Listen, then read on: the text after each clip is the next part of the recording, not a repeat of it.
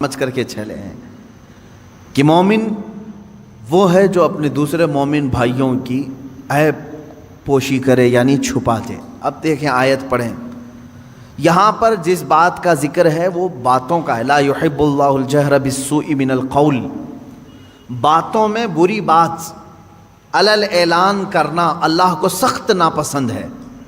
بری باتیں، اس میں کیا کیا چیزیں آ گئیں؟ وہ سارے گانے جن میں فحاشیاں ہوتی ہیں وہ بھی اس میں آ گئیں، اللہ ہرگز نہیں پسند کرتا۔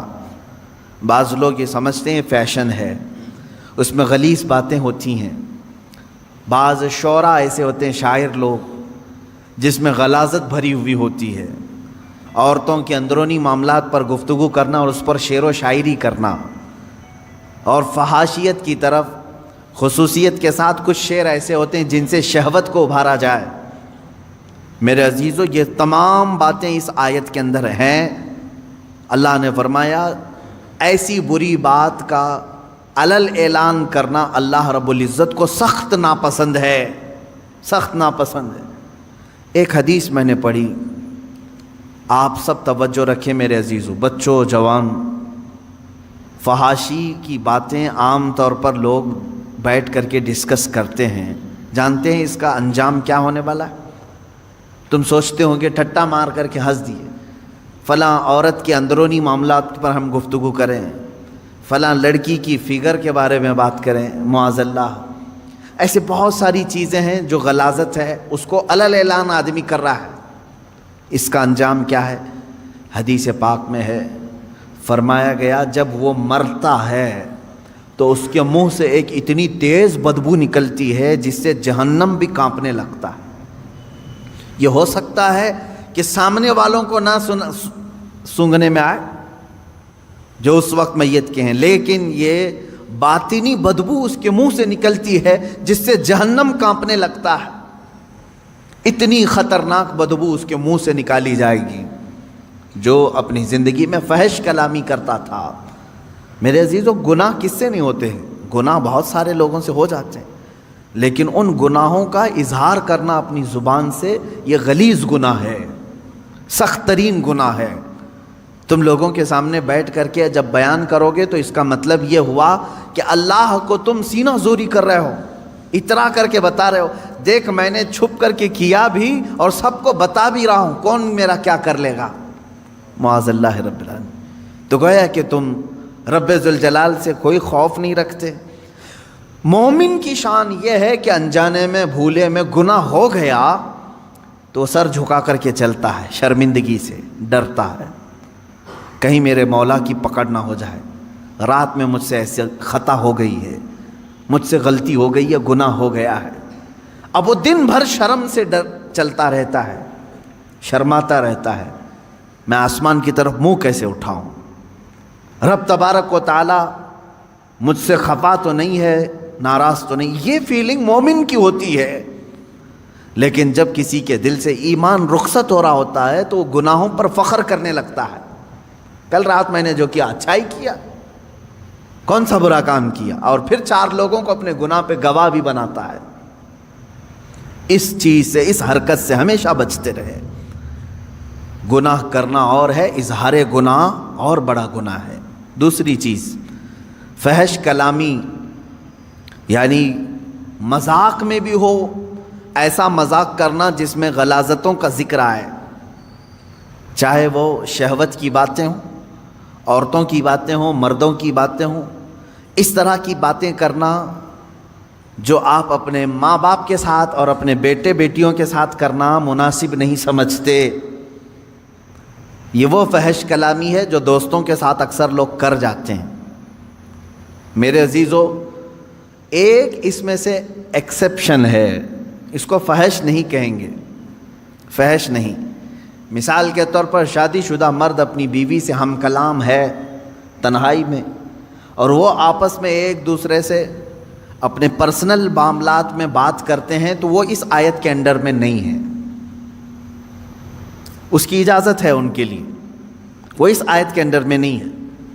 مرد اپنی عورت کی تعریف کرے، اگر اس کے چہرے کی، اس کی خوبصورتی کی تعریف کرے تو یہ اس آیت کے اندر میں نہیں آئے گا کہ برائیوں کا اس نے علی الاعلان تذکرہ کیا، نہیں، وہی اپنی بیوی کے ساتھ گزارے ہوئے معاملات دوسرے دن آ کر کے دوستوں کو بتاتا ہے تو یہی گناہ بن جائے گا۔ اپنی بیوی سے تذکرہ کرے گا، حلال ہے، لیکن جب دوسروں کے سامنے آ کر کے ان چیزوں کو بیان کرے گا تو یہ حرام ہے اور وہ گناہ کر رہا ہے، بری بات کو علی الاعلان کر رہا ہے، حالانکہ اس کے لیے حلال تھا لیکن یہ ذکر اپنی بیوی کے ساتھ کر سکتا تھا۔ یہی چیز عورتیں اگر اس طرح کی حرکتوں میں مبتلا ہیں کہ چاہے تم اپنے شوہر کے ساتھ جس طرح سے بھی رہو، حلال طریقے سے اسلام نے جو اجازتیں دی ہیں تم زندگی گزارو، ان کے ساتھ رات گزارو، لیکن رات کے معاملات کو اگر عورتیں 4 عورتوں میں بیٹھ کر کے بیان کرتی ہیں تو بھی وہ اس آیت کے انڈر میں آتی ہیں۔ اللہ رب العزت نے جن کے متعلق یہاں وعید بیان کی کہ یہ فحش کلامی کرنے والے اللہ کو ناپسند ہیں، اللہ ان کی طرف نظر رحمت نہیں فرمائے گا۔ عزیزان گرامی وقار، چاہے مردوں سے یہ خرابی ہو یا عورتوں سے یہ خرابی ہو، ان دونوں چیزوں سے بچنا چاہیے۔ شرم و حیا کے پیکر بنو، ان چیزوں کا تذکرہ زبان پر لانے سے تھوڑا بچتے رہو۔ ایک بات یہ بھی یاد رکھ لیں، آدمی کے نسب کا بھی پتہ بعض بزرگوں نے فرمایا اس کی زبان سے چلتا ہے۔ اگر زیادہ فحش کلامی کرتا ہے، غلیظ جملے بکتا ہے، تو اس کے نسب کے متعلق بھی بعض علماء نے انگلی اٹھائی ہے، کیونکہ شریف نسل والا آدمی اپنی زبان پر غلیظ باتیں لانے سے کتراتا ہے۔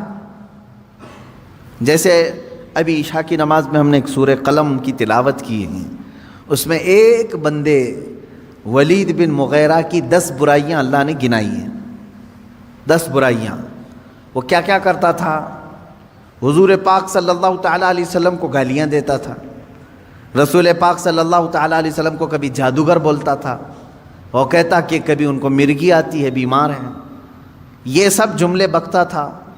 یہاں تک کہ حضور صلی اللہ علیہ وسلم جب آیتیں تلاوت کرتے تو یہ کہتا یہ تو پرانے لوگوں کی لکھی ہوئی آیتیں کہیں سے چرا کے تم لائے ہو، تو اس طرح کے جملے کہتا تھا۔ تو قرآن نے اس کے متعلق کیا بتایا؟ وہی جو ابھی میں نے جسٹ تھوڑی دیر پہلے کہا، فحش کلامی جو ہے وہ نسب کے اوپر شک پیدا کرتی ہے۔